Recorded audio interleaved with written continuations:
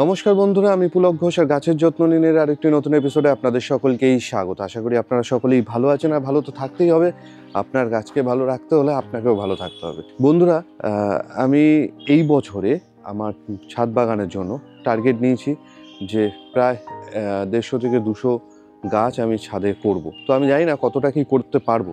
আর সঙ্গে আমার যেটা চিন্তাভাবনা রয়েছে যে এই বছরে আমি যে মিডিয়াটা ব্যবহার করব গাছের জন্য, সেটা একটু ডিফারেন্ট হবে। তার কারণ হচ্ছে অনেকগুলো বিষয় চিন্তা করে করেছি।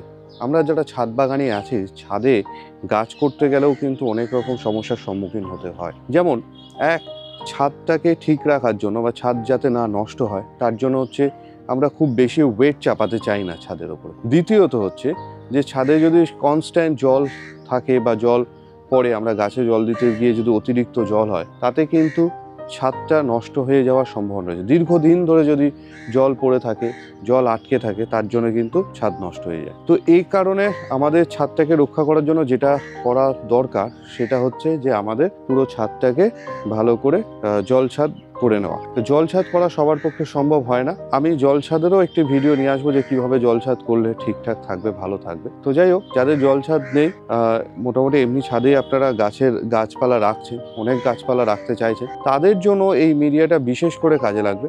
আর সব থেকে বড় ব্যাপার হলো, এই মিডিয়াটাতে আপনি যেমন ওয়েটটা কম করতে পারবেন, জলটাও কম দিলে আপনার গাছগুলো সারভাইভ করবে। আর শীতকালে এমনি জল কম লাগে, তার মধ্যে জল একটু যদি আপনি কমও দেন, তাতে কিন্তু খুব একটা বেশি অসুবিধা হবে না।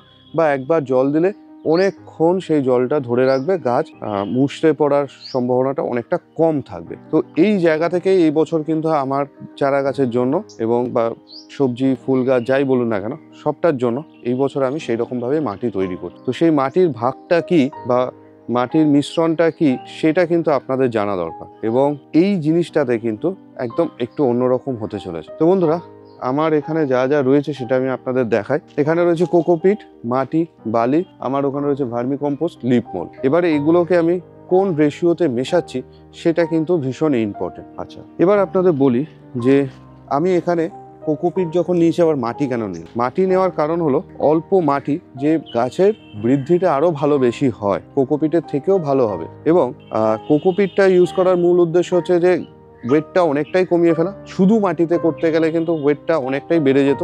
সেই জন্য শুধু মাটিতে না করে, বা শুধু কোকোপিটও আমি করতে চাইছি না, কোকোপিট, মাটি এবং ভার্মিকম্পোস্ট, লিপ মোল্ড, বালি সবটাই ব্যবহার করব। এবং এটা দিয়ে কিন্তু মোটামুটি অনেকটাই লাইট ওয়েট একটা মিডিয়া আমি প্রস্তুত করব, যে মিডিয়াটা আপনার গাছের জন্য বেস্ট হবে। এই মুহূর্তে আরও অনেক কিছু আছে, সেটা আমি পরপর আপনাদের দেখাতে থাকবো। আগে যেটা দরকার, আমি কতটা কি ব্যবহার করছি সেটা আপনাদের দেখায়। আমি এখানে একটা টব নিয়েছি, আপনাদের বোঝার সুবিধার্থে আমি সমস্তটাই বলবো যে কত পার্সেন্ট বা কত রেশিওতে, মানে আমি দুরকমভাবেই বলবো যে মানে ধরুন 1, 3, 4 ভাগ বা এরকম ভাগে, আর কত পার্সেন্টেজ, কত শতাংশ আপনি নেবেন সেটাও আমি আপনাদের বলে দিচ্ছি। দুটোই সুবিধা হবে আপনাদের, যেভাবে আপনাদের কাজ করতে সুবিধা হবে সেভাবেই আপনারা করতে পারেন। তবে এক টব নিলাম আমি, এইখানটার সুবিধা দেখুন, খুব লাইট ওয়েট। এই একটা জায়গায় ঢালছে, একটা, দুটো হলো, আপনারা কাউন্ট করুন, গুনতে থাকুন, সুবিধা হবে। এটা হচ্ছে 3টে, 4টে। বন্ধুরা, 4টে আমি কোকোপিট নিলাম। আচ্ছা, এই কোকোপিটটা কিন্তু আমি আগে ব্রিক্সগুলো এনে ভিজিয়ে রেখেছিলাম, তারপরে এটা ব্যবহার করছি। 4টে কোকোপিট দিলাম।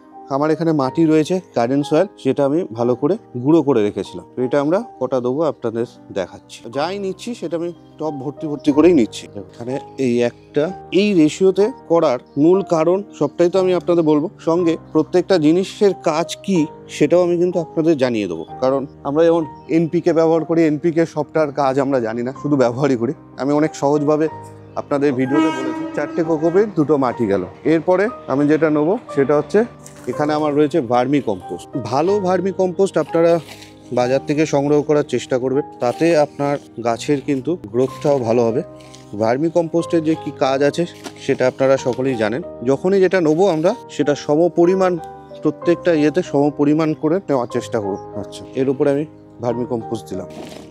তো এখানে আমি ভার্মি কম্পোস্ট দিলাম। ভার্মি কম্পোস্ট কিন্তু আমি 2টো দিলাম, তাহলে গেল আপনার হচ্ছে 4টে কোকোপিট, 2টো মাটি, 2টো ভার্মি কম্পোস্ট। সঙ্গে আমি ভার্মি কম্পোস্টের সঙ্গে আরও একটা জিনিস এখানে আমি অ্যাড করতে চলেছি, তাহলে হচ্ছে লিপ মোল্ড। বন্ধুরা, লিপ মোল্ডটাও কিন্তু মানে বাজারে অনেক রকম পাওয়া যায়, ভেজাল পাওয়া যায়, ভালোও পাওয়া যায়। তো আপনারা একটু দামি ভালোটাই সংগ্রহ করার চেষ্টা করবেন। তো এটা আমি দেখাবো আপনাদের, যেটা আমি কতটা দিতে চলেছি। এর মধ্যে দেখুন অনেক হাবিজাবি জিনিস রয়েছে, সেগুলো বাদ দিয়ে দিতে হবে। আর এই লিপ মোল আপনারা বাজার থেকে না কিনে বাড়িতেও করতে পারবেন। আমি যদিও খুব একটা সময় পাই না বলে আমি এগুলো করতে পারিনি, তবে আমি আপনাদের যে সময় মতো একটি ভিডিওতে দেখাবো কিভাবে আপনারা সহজেই লিপ মোল করতে পারেন বাড়িতে। তো আমি এখানে কিন্তু লিপ মোল নিয়ে নিলাম, এটার উপরে দিয়ে দিই এবং সঙ্গে একটু বেছে নিতে হবে, হাত বাছাই করে নিতে হবে। তো এখানে আমি একটা লিপ মোল নিলাম। আর বন্ধুরা তারপর যেটা নেবো এটা হচ্ছে হলুদ বালি। আমি আপনাদের বলছি কেন এই বালিও আমি ব্যবহার করছি। তো আমি এখানে 1 টপ বালি ব্যবহার করছি, অর্থাৎ এটা আপনারা হাফ টপও ব্যবহার করতে পারেন। তো এবার এই বিষয়টা দাঁড়ালো। আচ্ছা, এবার আমি আপনাদের বলি যে আমি এখানে বালিটাও কেন ব্যবহার করলাম এটার মধ্যে। বন্ধুরা আমি যে মিশ্রণটা করতে চলেছি, আমার গার্ডেন সয়েল যেটা সেটা ভালোই, খারাপ না, ওয়েল ড্রেনেজ সয়েল। কিন্তু এখানে আমি কোকোপিটও দিচ্ছি, গার্ডেন সয়েলও দিচ্ছি এবং লিপ মোলও দিচ্ছি। কোকোপিট কিন্তু জল হোল্ড করবে যত। এবারে আমার এই মিশ্রণটার মধ্যে বালি দেওয়ার মূল উদ্দেশ্য হচ্ছে আমি এতে জল দিলে যেটুকুনি জল হোল্ড করার কোকোপিট বা ভিজে যাওয়ার ভিজে যাক, কিন্তু কোনো রকমভাবেই আমার এই মিডিয়ার মধ্যে জল যেন কোথাও থেকে না দাঁড়িয়ে থাকে। এটাই হচ্ছে মূল উদ্দেশ্য। এই উদ্দেশ্যেই কিন্তু আমার এই সম্পূর্ণ মিশ্রণটা এইভাবে করা। অর্থাৎ আপনারা দেখেছেন যে অনেক মিডিয়াতেই আপনি যদি ধরুন টবে জল দিলেন, আপনার টবে ছিদ্র ঠিকই আছে কিন্তু জল কিন্তু ঠিকমতো বেরোচ্ছে না, টব থেকে বেরোচ্ছে না। কিন্তু সেক্ষেত্রে এই শীতের গাছের জন্য সমস্যা অবশ্যই তৈরি করবে। তো আমাদের ওয়েল ড্রেনেজ সিস্টেমটা কিন্তু অর্থাৎ ড্রেনেজ সিস্টেমটা কিন্তু ওয়েল ড্রেনেজ হতে হবে। সুতরাং শুধু জল বেরোচ্ছে এমনটা নয়, ভালোভাবে জলটা বেরিয়ে যেতে হবে। সেই কারণেই কিন্তু আমাদের এইভাবে সম্পূর্ণটাকে মেশাতে হবে এবং এই রেশিওতে রাখতে হবে। তো বন্ধুরা রেশিওটা কি হলো, আমি 4টে কোকোপিট নিয়েছি, 2টো মাটি নিয়েছি এবং 2টো ভার্মি কম্পোস্ট এবং সঙ্গে হচ্ছে 1টি লিপ মোল এবং একটি বালি।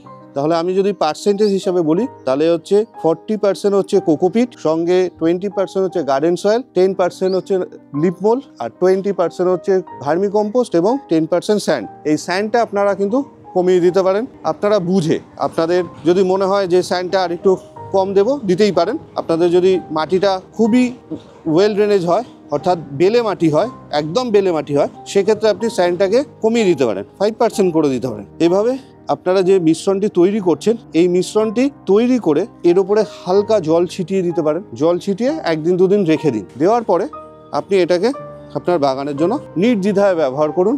এবং এরপরে আপনারা দেখলেন যে এর মধ্যে কিন্তু আমি আর কোনো সার দিলাম না, কিছু দিলাম না, দেবো না এখন আর কোনো। আমরা সার দেবো এর পরবর্তী পর্যায়ে, কারণ আমি এই মিডিয়াতে কিন্তু একদম ছোট চারা গাছ বসাবো। মানে ধরুন থাম পটে নিয়ে এলাম বা 1 ইঞ্চি 2 ইঞ্চি পটে যে নিয়ে আসবো চারা গাছ, সেই চারা গাছগুলো আমি এই মিডিয়াতে বসাবো। এটা বসানোর পর কিন্তু আমি আস্তে আস্তে এর মধ্যে যে সমস্ত গাছ থাকবে তাদেরকে পর্যায়ক্রমে যে যে সার প্রয়োজন, যে সময়ে সার প্রয়োজন, সেগুলো দিতে থাকবে এবং আপনাদের চোখের সামনে দেখাবো যে গাছগুলো কিভাবে গ্রোথ হচ্ছে। কারণ পূর্বের অভিজ্ঞতা অনুযায়ী আমি খুব অল্প সময়ের মধ্যে গাছের ভালো গ্রোথ করা যায় এইরকমভাবে এক্সপেরিমেন্ট করে দেখেছি, সেটাতে সাকসেসফুল হয়েছি এবং সেই রকম এক্সপেরিমেন্ট আপনাদের সামনেও তুলে ধরবো, যাতে আপনারাও বাড়িতে খুব সহজে এই গার্ডেনিংটা করতে পারেন। আমার উদ্দেশ্য হচ্ছে যে সহজভাবে আপনাদের বাগান করতে উৎসাহ দেওয়া, যাতে আপনারা খুব সহজেই ভালো বাগান করতে পারেন কম পরিশ্রমে। বন্ধুরা আমার যে অটো ওয়াটার ড্রিপিং সিস্টেমটা কিন্তু এই উদ্দেশ্যে যে আপনারাও এরকমভাবে করুন যে আপনাদের অল্প সময় গাছের জন্য দিলেও কিন্তু আপনার গাছগুলো ভালো থাকবে, সুস্থ থাকবে, তাদের কোনো অসুবিধা হবে না। তো এখানে ভিডিওটা শেষ করছি এবং এই ভিডিওর পরবর্তী আরও যে সমস্ত খাবার দাবার দিতে থাকবো গাছে সেগুলো তো বলবোই, এবং প্রত্যেকটা জিনিস কেন ব্যবহার করছি, কী জন্য ব্যবহার করছি সেগুলোও বলতে থাকবো।